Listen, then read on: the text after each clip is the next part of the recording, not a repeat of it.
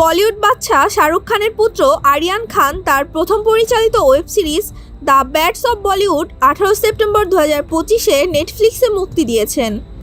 এই সিরিজটি বলিউডের অন্ধকার দিক, তারকা সংস্কৃতি এবং পরিবারের প্রভাব নিয়ে একটি satire series.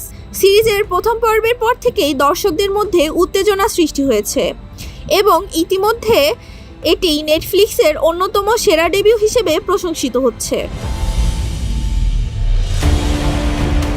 The bads of Bollywood সিরিজের কেন্দ্রীয় চরিত্র আসমান সিং, যিনি একজন উঠতি তারকা। কাহিনীতে তারকা পরিবারের অন্ধকার দিক, মিডিয়া ট্রায়াল এবং বলিউডের অন্তর্নিহিত রাজনীতি তুলে ধরা হয়েছে। ববি দেওল, লাক্সা লালওয়ানি, রাঘব জুয়েল, শাহার বম্বা, অনায়া সিং সহ একাধিক প্রতিভাবান অভিনেতা এই সিরিজে অভিনয় করেছেন। বিশেষ করে রাঘব জুয়েলের কাহনাকাহ গানে আবেগপূর্ণ পরিবেশনটি দর্শকদের হৃদয় ছুঁয়ে গেছে।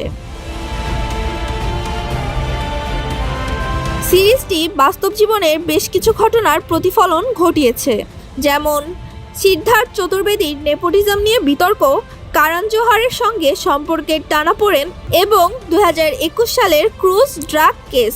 এছাড়াও সিরিজের শেষ পর্বে একটি চমকপ্রদ মোড় রয়েছে, যা সিজন 2 এর ইঙ্গিত দেয়।